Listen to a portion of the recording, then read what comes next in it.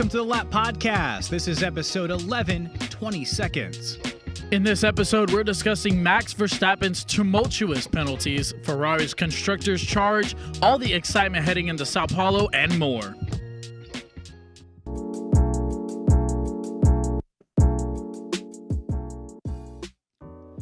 Man, what an eventful weekend for not only the sport of Formula One, but, shameless plug here, but for your boy coming back after getting married. Super huge life event. Whoop whoop. Yeah, officially taken. Party in the house. Yeah, officially taken. Ladies. Oh, you weren't taken before? Keep it to yourself. No. Super eventful weekend. Had a ton of fun. Super happy that you guys, you and your significant other were able to make it. It was magical. Getting married is awesome. I'm really happy to be here. So, but yeah, putting my super big life event aside, there was a Grand Prix this weekend. There was. A big one. Quite a notable one, in fact. This is the 11th episode, and let's start with who won. Ferrari grabbing win number 4 of the season.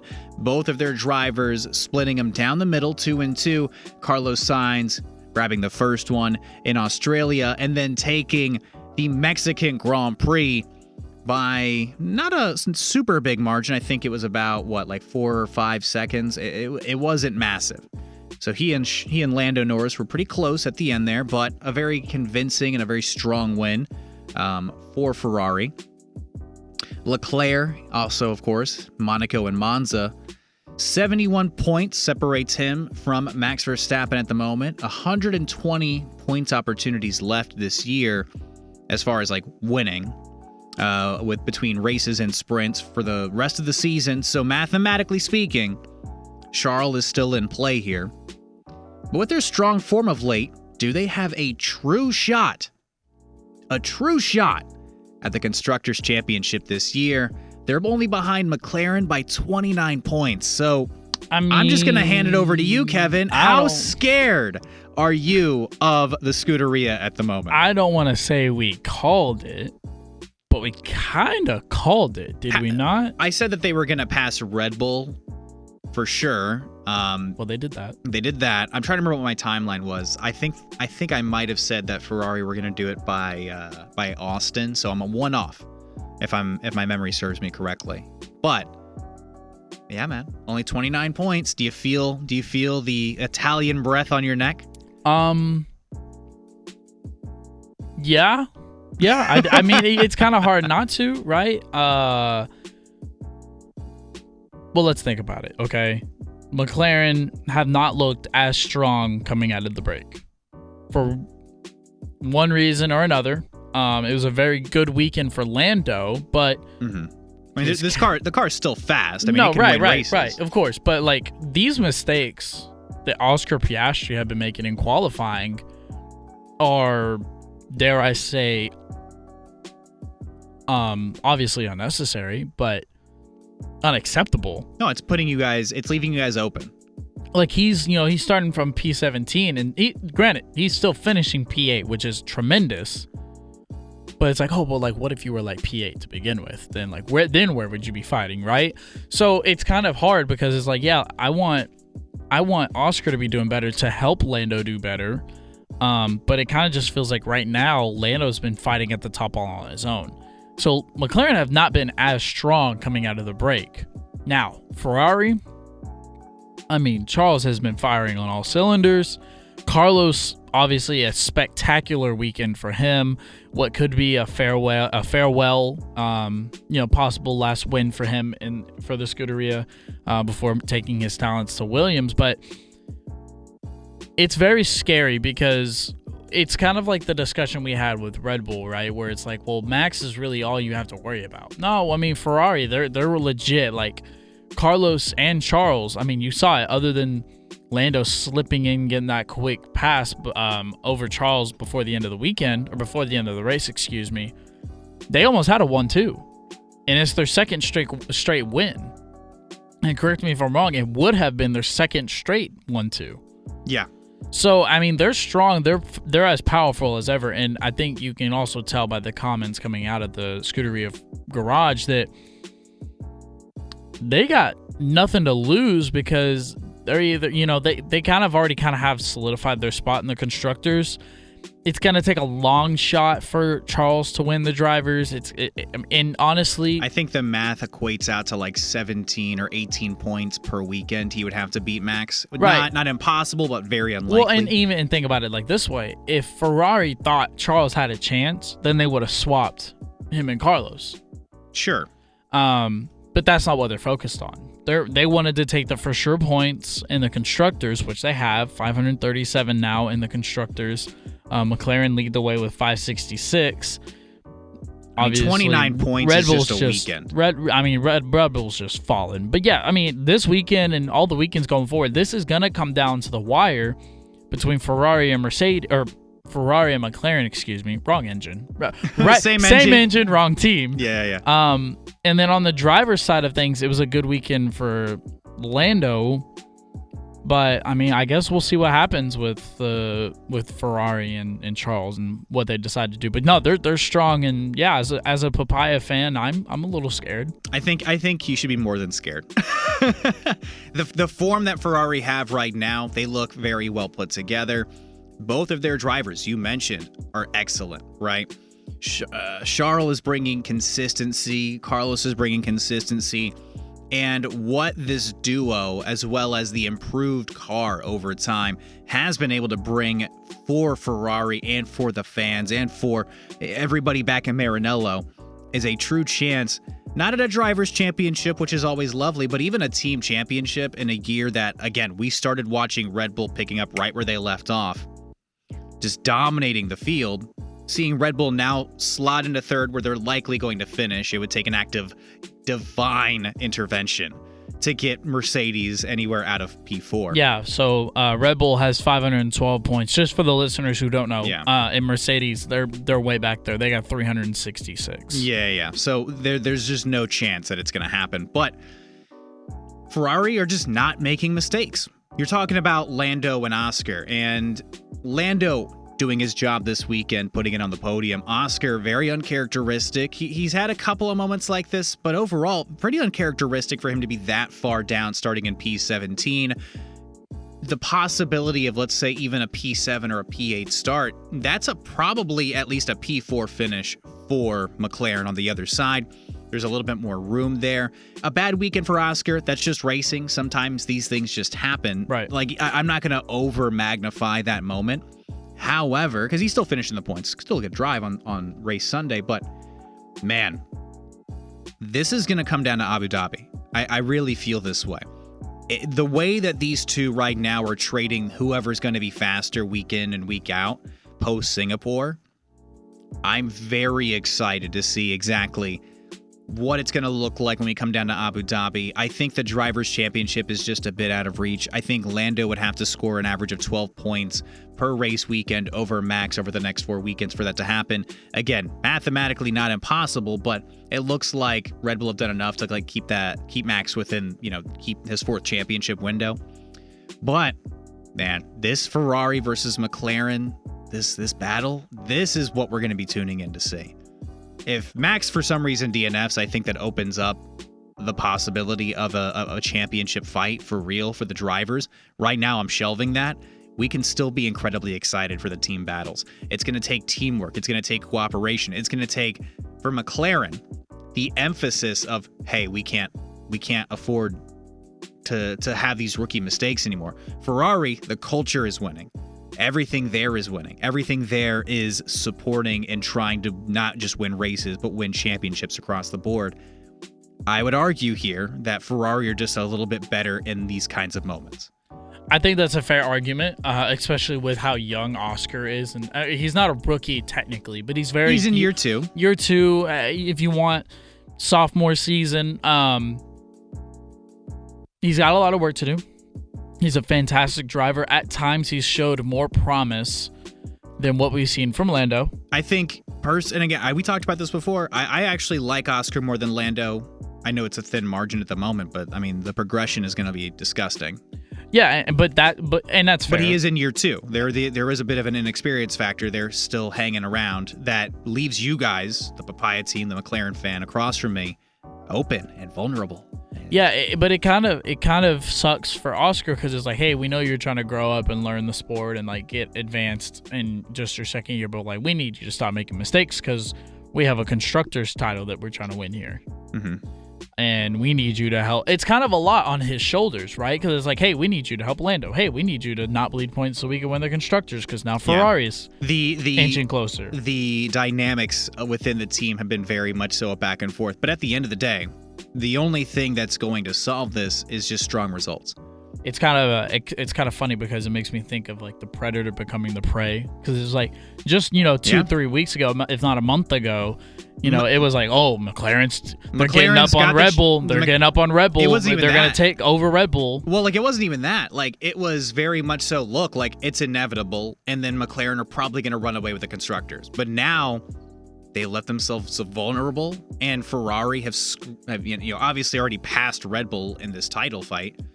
But now they're within reach, man. They're right there. They're right there. So I'm really excited to see what's going to happen. But just to celebrate one more time, Carlos Sainz, he just made no mistakes in Mexico. Absolutely fantastic drive. Fantastic drive. Possibly his final win for Ferrari before he heads over to Williams. But man, Williams are getting a good one. We've already talked at length multiple times about what that driver lineup is really going to look like. But I'm very excited to see just how this title fight plays out between McLaren and Ferrari the rest of the way. It's going to be fun, man. It's going to be fun. It's going to be a good year. Obviously, it's going to be a good year for F1. It has been so far. And we're going to drop our predictions later, but going into Sao Paolo, which is such a historic venue as well, with these kinds of stakes at on the line. I have my prediction, but I don't feel ultra confident about it. I will say that. Okay. We'll talk about it more later. Okay. Yes. Nice little plug. You got to listen to the end to get there. But some other very eventful things happened this weekend that very much so mirrored what happened at Austin, where there was controversy surrounding Max and Lando and exactly how the stewards handled those situations. In Austin, not strong enough penalizing of Max Verstappen's driving, Lando of all people getting that 5-second penalty for going off track. This weekend, not only flipping the script, but very obvious and very blatant penalties, very justifyingly penalized. Max was driving like a menace. Both penalties for forcing Lando Norris off track early, potentially costing him the win. I mean, he only finished with less than 5 seconds. I think 4.7 is the number. Yeah, I said it off air, but like given maybe 5 more laps, maybe Lando probably would have passed Carlos, or he would have been right behind him at the very least. So those penalized overtakes or those penalized, however, like how he was driving Lando or Max being, cost Lando a potential race win exactly in Mexico. So both of those penalties entirely justified in my eyes. Look, still able to finish in P6. That's a solid result for Red Bull this year. But it looks like Red Bull, like I mentioned before, they got a good enough car to keep Max afloat. But man, I don't know. I think that his driving style, Max has a long history of being aggressive and being very much so kind of in his own zone, and being very obviously not a fan of how things are working out in his favor or otherwise on track. I think those penalties are incredibly justified. I don't know anybody that's pushing back against those, but if anything, I just hate that. I hate that there's this almost like blatant disregard for sportsmanship at times when it comes from Max. And maybe I'm being a little bit too harsh, but when we're within these moments of pressure, when we're within these moments of fighting for titles and fighting for race wins, Max obviously not quite in that picture for taking the top step at the moment, trying to salvage and hold on to this 4th championship. I think that the extracurriculars are just a little bit much here, right? Like Lando's not doing these kinds of things, right? He's trying to chase him for a championship. No one's really doing these kinds of things. But Max is. We don't really have there's 3 to 4 menaces this weekend that we got to watch out for. No, I mean, that's not really what it is. It's kind of like it's literally just Max, and he's just trying to do everything that he can. And look, it's a lot of it is out of frustration because he's on the top podium every weekend. He's winning, can't stop winning. He's literally just breathing, sleeping, eating, just doing everything with winning. And this year, it's been nothing but struggle. Mm-hmm. It's literally been nothing but struggle. It's been nothing but struggle since Spain, right, which is the last time that I think he won a race that wasn't a sprint. And so he's doing everything in his power to fight, and it's causing him to get ugly. Because remember, Tristan, he didn't have to fight last year because guess what? He wasn't fighting anyone. He was fighting the air. Yeah, but whenever he had to the year before, we saw it get ugly then. In 2022, Ferrari kind of cost themselves the championship. Red Bull just kind of walked away with it, right? 2021, I mean, one of the most historic and infamous seasons in the entirety of this sport, right? Seeing the interactions that Max had with Lewis at the time. I mean, we can go on and on and on. Look, Max is an aggressive driver. We've known this his entire career. But there is a line where it's like, what are we doing here? Well, even Lando, right? There's racing, and then there's I'm mad, I'm upset, and now I'm taking it out on my title opponent because he's doing exactly what he's supposed to be doing, trying to race me. It's very frustrating, but too, because off track they're pretty good friends. Sure. Going into this year, they were pretty good friends. Yeah, and then Austria happened, and we pretended they were still friends. And then even Lando's like, I mean, this is just too much. It's over the line. Yeah, it is. It's over the line. But no, and this is interesting because I did want to talk to you about this. I know that the drivers are supposed to be meeting soon. I believe led by your very own George Russell. Yeah, he leads the drivers, whatever it's called. It's slipping my mind. So they're going to be talking about all different types of penalties and rules. Would you like to educate our listeners on that?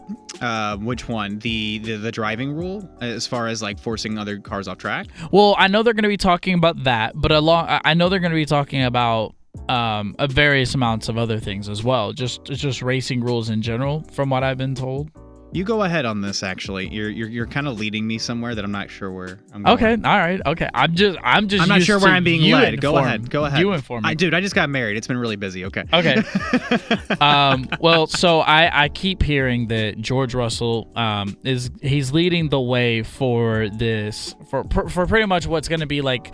The drivers are all going to get together. All 20 drivers are going to get together, and they're going to decide on certain rules. And certain penalties. Are you talking about sportsmanship rules? Yeah, like different things like that. Like something that maybe could be discussed. I think one of the things that we're talking about was better language for what is and isn't a penalty whenever it comes to overtaking, which has been a topic of discussion for the past couple of weeks. Wait, the language after overtaking? No, more like, okay. So the language for what constitutes an illegal overtake. Oh, right. Being very specific. So we look back at the Lando Max incident, right? In Austin. And the language, if you will, is kind of vague. So it took them a long time to come up with a decision, and a lot of people were obviously upset with that decision.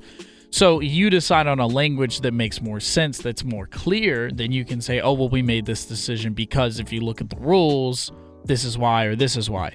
I also saw, and I haven't heard anything else outside of this, but I think all 19 of 20 drivers were on board with a particular overtake rule or something like that, other than one driver. It was unnamed, obviously. As the media, we're probably not going to hear a lot of this. I just know that this is happening. What was soon. The specific rule that they were addressing that you're talking about? I couldn't remember the rule. It was particularly the exact. But basically, the driver discussion around language within overtaking is very widely agreed upon, except by one person. Yeah, I from what I read, I believe okay. That to be true. I mean, yes, overall concreteness. Look, within the realm of sports, regardless of whether it's Formula One, it could be soccer, it could be the NFL, it could be NBA. There are ways that rules are interpreted and then sometimes bent. Having more clear and concise rules sometimes work really, really well. I think certain weekends dictate a little bit of looseness. Don't get me wrong. But especially when it comes to Formula One, the way that they dictated the incident between Max and Lando in Austin was deemed to have been correct as far as the defending car is allowed to leave all 4 off versus the overtaking car not being allowed to overtake off track. Obviously, that doesn't sound like it makes a lot of sense, but based on track car positioning and things of the nature, it gets a lot more. There's a bit of vagueness and ambiguity, and that leaves people like you and me and other fans and other members of the media to rifle through the rule book and try to figure out exactly, all right, but what is illegal, what isn't illegal. Hopefully, the wording and the expression of the rule are a lot more clear and concise. And as far as like particular tracks are concerned, when it comes to overtaking opportunities, yeah, I think a little bit more clarity by both the stewards and the drivers and coming to somewhat of an agreement, I guess, is in the best nature of the sport. Hopefully it's just clear and concise. Yeah, and or it's agreed upon within the nature of. Yeah, okay. I wanted to clear it up because I was kind of talking just off the top of my head from what I saw over the weekend, but I found an article. This was published yesterday, which as of recording this, that is October 29th when this particular article was published. George Russell reveals one driver against changing F1 racing rules today. So pretty much what the agreement was is all the drivers met and they talked about all the racing rules. That is the verbiage being used, racing rules. So it could be various amounts of things. We could assume that a lot of them are penalty related and overtaking related. I know language, like I said before, was one of the things talked about. Mm-hmm. But 19 out of the 20 drivers agreed to change the sport today. And I say that because essentially what a lot of the stewards have said was, well, if we're going to make rules, let's make them in 2025. But what the drivers met about was, well, if we have all these rules agreed upon with the stewards amongst the drivers, then why wait till 2025 and not just change them today? So that was the meeting that took place the other day. I know that kind of took a little bit more time than we might have expected, but I felt like our listeners should know. And then that we might be seeing some changes coming in. Yeah, soon. some changes could be on the way. Maybe it might be after Sao Paolo. We'll see. And then right before we get off this, just to keep it a little lighthearted, the FIA is assessing if Charles Leclerc is going to be penalized with community service for his swearing. Who cares? Charles Leclerc probably does. Look. Did you see the clip or no? Look, there is not. I don't expect these guys to actually do that. It's one of those like deals where like even Max was like, okay, like you're gonna force me to do this. You know what I mean? You're gonna force Charles Leclerc to do what exactly? Like I'm sure these guys would be more than happy to like maybe donate to a cause. But like, what does community service look like according to the FIA? I don't think they're picking up trash on the side of the road. Right? They're not like probably going to the homeless shelter and like ladling out food, right? I don't see that happening. So what do you mean? Yeah, I don't know what they're. This is such a weird enforcement. Using the word of community service is interesting. You can't say that. And we're gonna have you be a good person now. It's okay. Like. I just don't get it. Well, he accidentally How is that said a penalty? It, just monetize it or give me a time penalty or something. Give me something with concrete Getting a time nature. penalty for cussing at a press conference would be I think that would be stupid, but at least that's an actual consequence versus like you got to do community service. But like, if any what other does it sport, look like? If any other sport said, "Hey, we're giving you community service," you've got to go to the children's shelter or the Boys and Girls Club, and you've got to read bedtime stories to them. Okay, like it's very ambiguous is all I'm trying to get at. It doesn't make a lot of sense. And because it's ambiguous and it's because it's being enforced on something so silly as, okay, the driver cussed. I mean, TV broadcasters are already bleeping the language as it stands right now anyway. The broadcast is going to be it's a sport. We're big football fans. It's not a secret. We watch football on Sundays. Kevin definitely watches on Saturdays as well. You catch a hot mic after a guy runs into the end zone, and the NFL, maybe they toss him like a monetary fine, but at least it's an actual 35 boom mics on the sideline. Yeah, like but at least they're putting out an actual number. Okay, here's a $5,000 fine for swearing. Well, right? not like only that, but they literally have a monetary value in the rule book where it's like, all right, well, if you commit this. Yeah. Or if you do this, this is how much we will fine you. Because Yes. it's always some random dollar And it's amount. agreed upon by the players. And in this, by comparison, we're talking about agreed upon by the drivers. I think Community it's silly. service does no good for Community service isn't. I just think it's silly. I think the intention is good, but the execution is going to be. How do you execute that? Well, also, okay, it's not like we're gonna follow Charles to Monaco, and then we're gonna get him to do a good thing. Maybe he'll pick up the check at this restaurant for this nice couple. Like, is that community service? I know I'm being egregious here, but like, you know what I mean? Like, no, I get it. to these kind of people that are incredibly wealthy, come from very wealthy backgrounds and well-to-do backgrounds, And all around the world. what does community service look like for these kinds of people? I don't know. It's an interesting Just make a word. donation. Fine them like the NFL fines them. Fine them $5,000 and send it to a good cause.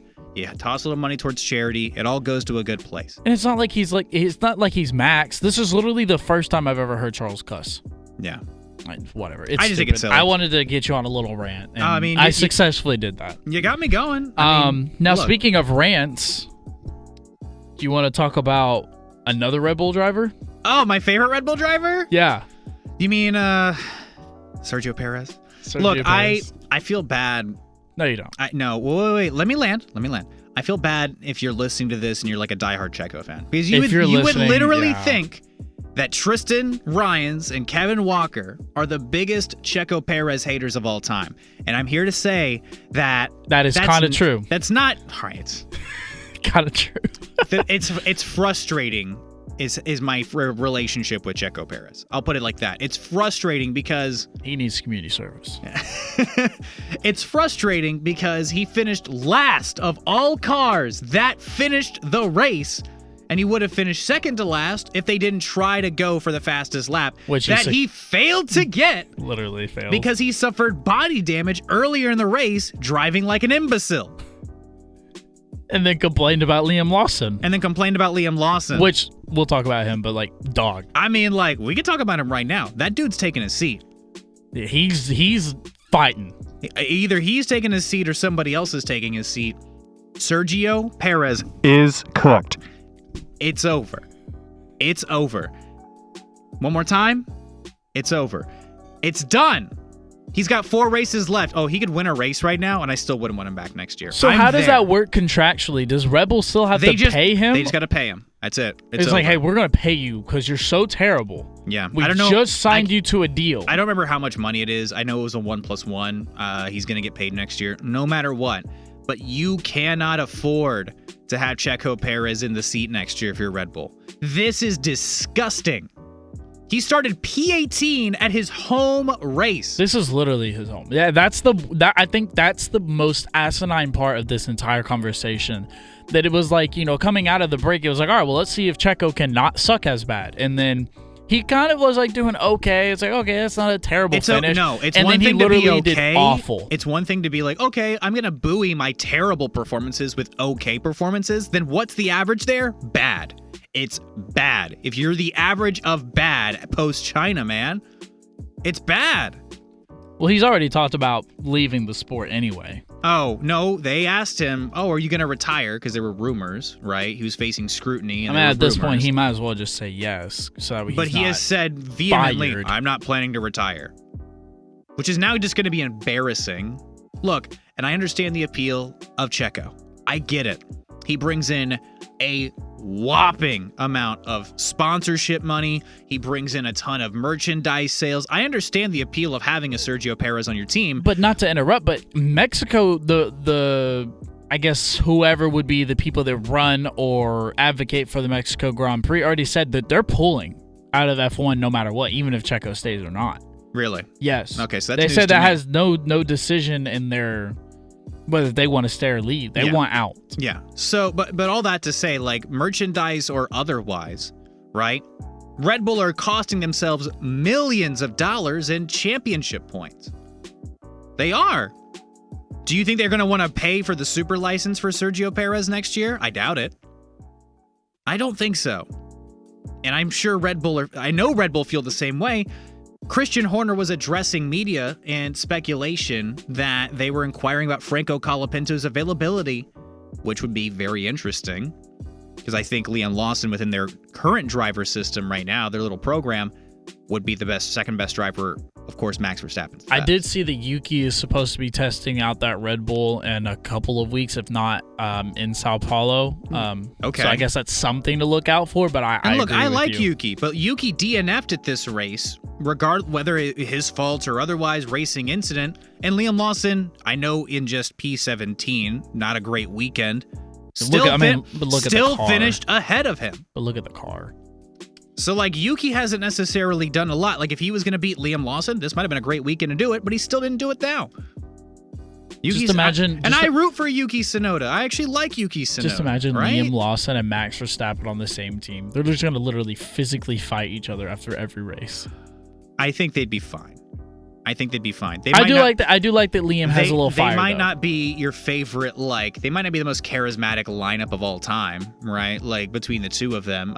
But, like, what's Checo bringing to you right now? I don't want to even see him in the media because everything he says is so contradictory to, like, what would be the easy way out. Dude, just say you're hanging it up. Look, obviously, I've actually had time to reflect. There's been pressure, but, like, admittedly, I realize I've lost a step. You could say that and go, look, these final 4 races, I appreciate everything Red Bull's done for me. Racing Point, that's now Aston Martin, right? The long career that I've had. It's going to happen one way or the other. I'd rather do it on my own terms. Do you want to hear one last comment out of Go for it. Checo Perez? No, and it won't be the last because we've got 4 more races to go. Well, I'm just talking about for this particular. Oh, for this show. It. Okay. Yeah. You got me ranting today. So Sergio Perez on Liam Lawson, quote unquote, needs to be a bit more humble. I'm moving on from this dude. I can't. How about you just be better? Drive the car faster. Your teammate is putting it on the podium every weekend. You're worried about the guy in the V-carb seat? Because he was smoking you? Yeah, be better. I'm so over it. Does he have a future in Formula One? I actually did want to ask you this question. Do you actually think that Checo Perez is going to be in the seat I don't think next he year? has any personality. No, that sounds so rude. Personality aside, I'm talking he can bring in sponsors, and that's very appealing to teams. But like from a performance perspective, like, do you think he'll be a reserve driver? Imagine Sauber's like, you know what, we're gonna pick up Checo Perez for next year. Like the car's already not good. It's gonna be Nico Hülkenberg and Checo Perez. Like you'll get some good sponsors, but that car, it's not gonna. You're not expecting Checo to put it in the points. They already don't have any points this season. That's honestly up to Checo. I think he'll get those calls. I think he could get those calls. He's not going to be in a reserve role, though. No, he's not. He's too old. But, like, I think he'll get those calls for, like, I'll just say it, a sucky team. But that's up to him if he wants to be done or if he just wants to race to race. Because it's kind of like Valtteri Bottas, right? He just wants to race to race. But no, you put Valtteri in the Red Bull and he puts it in Q3. Valtteri had 100 in a row with Mercedes. Yeah, over 100. Yeah, I feel like that man can clutch up. Checo, the last few years, is not there anymore. Well, no, I'm not comparing them. I don't want that to get misled. I'm not comparing them. I'm just saying, when you think older drivers in Formula One, right? I think Valtteri Bottas is one of those that we might think about, right? He's obviously driving that Sauber car right now, and it's not performing very well, but he's driving it, and he's probably going to stay with them. So it's like, would you rather have Valtteri or Checo? I'm taking Valtteri. 100%. Right? So it's like, it's up to Checo. He'll probably get those calls, but it's like, do you value yourself enough if you're Checo that's like, I am better than just a terrible team? No, I think I'm going to push back. I don't think anybody's picking up the phone for Checo right now. Really? No.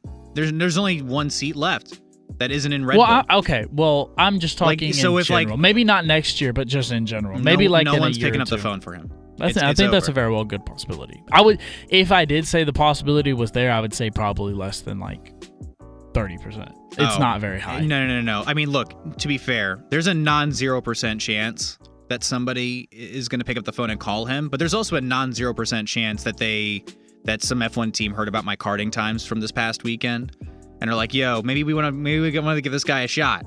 We need another American. Hey, look, I was ripping it around the Dallas karting complex. I topped my group. It was great. I had a lot of fun. We need another American. I mean, hey, my phone's right here. Call whenever. Look, let's talk about something more optimistic, more fun. That was fun. I'm so annoyed by Checo. That was fun. I'm moving on. I'm moving on. We're done. I'm moving on. We're done. We're 34 minutes into this podcast, and we've only talked about like 4 things.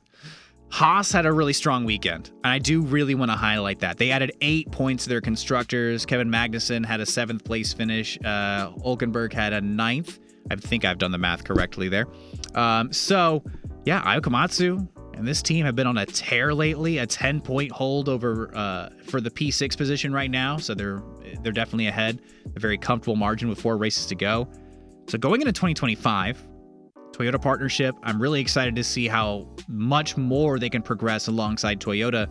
Let's also remember, Ollie Behrman's walking in. He's been incredibly exciting. He did FP1 this weekend with Kimi. Yeah. And Behrman's been very exciting. He has 2 points finishes this year with both the Haas and the Ferrari team. Esteban Ocon, an experienced driver, is going to come in. Behrman, though, and super talented. So how much can we expect? I'm moving past the rest of this season, but I do want to ask a future question, which is how much can we expect from Haas in 2025? Do we think that they're still going to have like a nice hold on maybe P6? Do you think they're going to challenge like Aston Martin for P5? I think Haas's success will be dependent on those around them. And when I say that, I mean, do I think Haas could find themselves in P6 again next year? I do. And I don't consider that a negative, right? You're bringing in Ollie Behrman, who has shown extreme promise, don't get me wrong, but he's young, and he is inexperienced, as we've seen, in the F1 car. So there could be a little bit of a step back, for his first season. Finishing P6 this year is incredible. It's millions of more dollars that go into the infrastructure. Right. So awesome. You still kind of have V-carb on your tail, 10 points behind, but when you're closer to the bottom like that, every point matters massively. Yeah, and they're putting V-carb might have 1 car finish in the points next week or this upcoming weekend, versus Haas, if they put both cars in the points, right? That's still huge. Right? 3 is better than 1. 2 is better than 1. You know what I mean?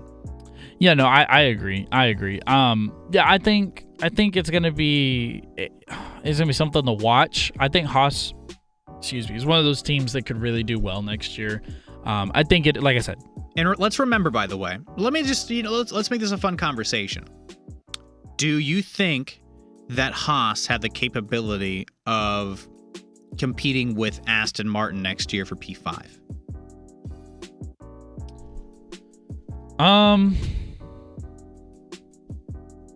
We didn't it's not like I planned and wrote out this question. This is just coming to me in the moment here. So right now there are 40-point split. Obviously these are going to be different cars next year. It's also going to be very dependent on if Toyota gets into F1 and they're just firing.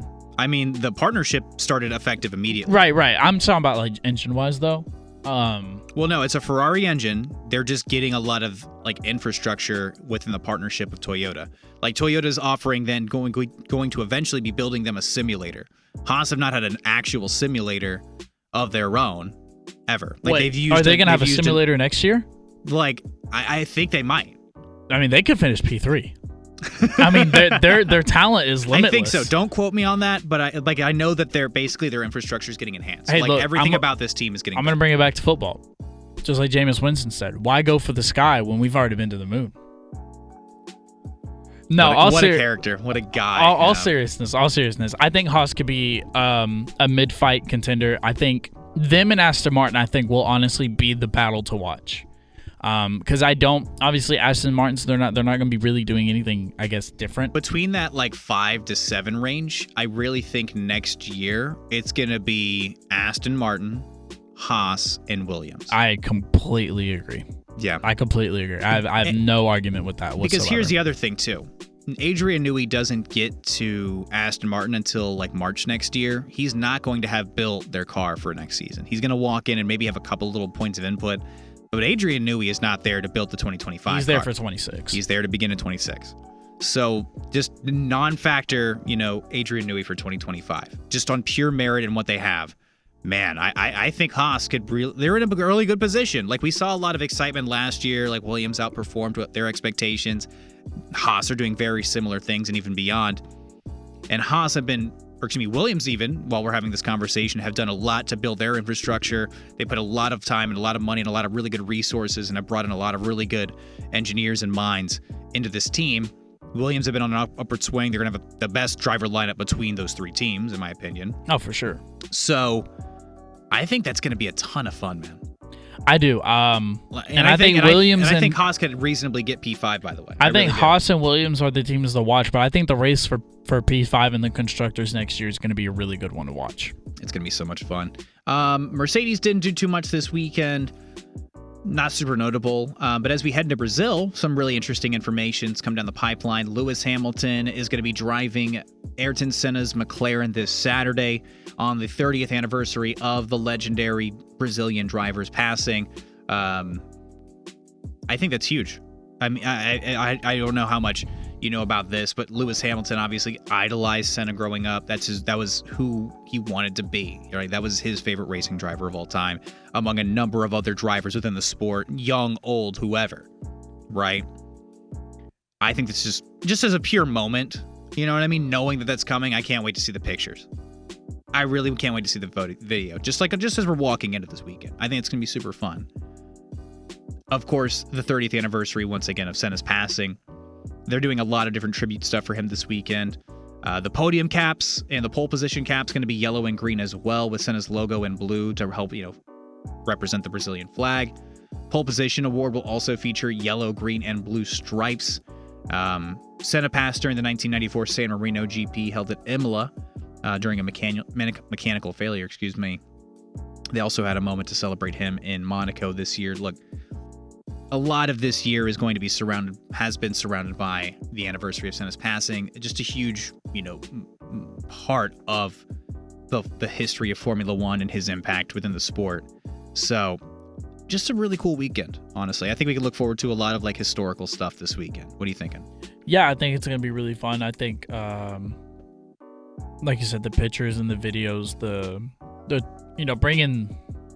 bringing his name back to light, especially with, I'm one of the examples. All the new watchers, right, of Formula One, all the people who are following, this could be their first year, second year, third year, their first couple of years following the sport, educating them on the legend that is Ayrton Senna and what he did not only for McLaren, but, for Formula One, you talked about it, Lewis Hamilton, if it wasn't for Ayrton Senna, we might never have Lewis Hamilton, right? So, I think it's going to be really informative and educational. I'm excited to watch and just take it all in.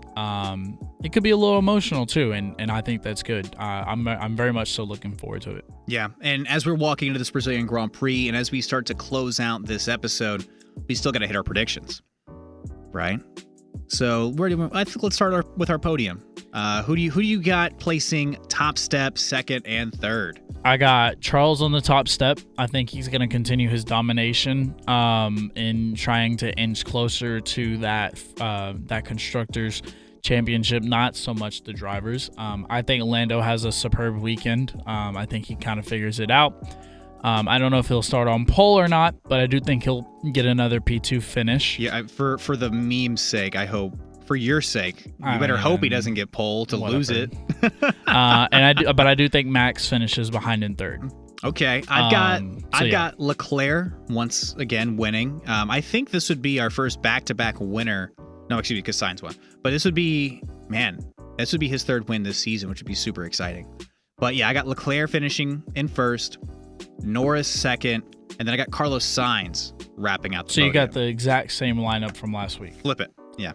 Flip it. Okay. I know we don't normally do this, but I am curious what your 4-5 would be, because I know what mine would be. My 4-5, I think in fourth, I would put Max, and then I would put Oscar. I think for my 4-5, I would put, because if Lando has that good of a weekend and if Oscar can have a good qualifying, I see Carlos landing 4 and Oscar landing 5. I could see that. So we have a contingent like top 5. It's just a matter of like where in the shuffle does everybody land. Which I think it's completely fair to have at this towards the end of the year like we're at right now. And Ferrari right now, like we've talked about at the top, they were on a tear. They've been on a tear very recently. Like it's going to be a very interesting weekend. DNF. Checo. You got Checo DNFing? I do, yeah. You just want me to rant again, don't you? No. I honestly put that down before we even started. I got Lance Stroll. It just feels like a random obligatory weekend where Lance just eats it going into turn 1. Something, I don't know, something about that green Aston Martin just feels like it's got a target on its back this weekend. Drive of the day, not driver, just because these kind of become popularity contests. We'll talked about this in the past. Name. We'll figure it out. But drive of the day, I've got to go into Charles. I think he'll have a really good weekend. So do you think he starts outside of pole to regain and win the race? To get the driver, because like driver of the day typically doesn't go to the guy who finishes in first, who starts in first. You know what I mean? Usually there's some story there. Well, you could also start on pole and have some stuff happen, like a safety, some crashing, some safety incidents, car, an incident, some tire management situation where you got to pit awkwardly. There's things that can happen. I think Max gets pole. Lando gets P2, Charles gets P3. And then we're thinking a double overtake to win again. Yes. Okay. That'd be very interesting. I like the sound of that. My drive of the day, prediction. Checo Perez. Checo. I did on purpose. I've got Franco Colapinto. I think Franco Colapinto has a strong weekend. He's looked really good. We haven't talked about him today. For Williams, P7 or P8. And because this is the closest to a home Grand Prix I believe he's going to have. I don't think my geography's off, and my understanding of the schedule, I'm pretty sure I'm correct on this. Because Argentina, same continent. Right. No, we haven't talked about him at all. I think that's a good highlight point. And it just kind of sucks because we've talked about all these really good drivers, and I feel like Colapinto, kind of going on a little bit of a tangent here, Colapinto is one of those drivers that if he doesn't get a seat, that's going to really suck because he really deserves It's unfortunate, one. He really deserves He came in so late, and there were so many seats already designated, I think he's going to be around at the very least. He'll definitely have a reserve role. But like I mentioned when I was ranting about Checo, like Red Bull have looked into and inquired and to see like what would the path be to maybe get Franco. So it's not impossible to say that he could maybe even take a huge step up to go drive for Red Bull, maybe, who knows? But that's all the time we got for this one. Thank you so much for listening. We're going into an incredibly historic, a very high-stakes Brazilian Grand Prix. I know you guys are going to be watching at home. We're going to be watching alongside you guys. We're so excited. I know Kevin's excited. This is Tristan Rines. That's Kevin Walker. We're going to catch you guys next time. Thanks.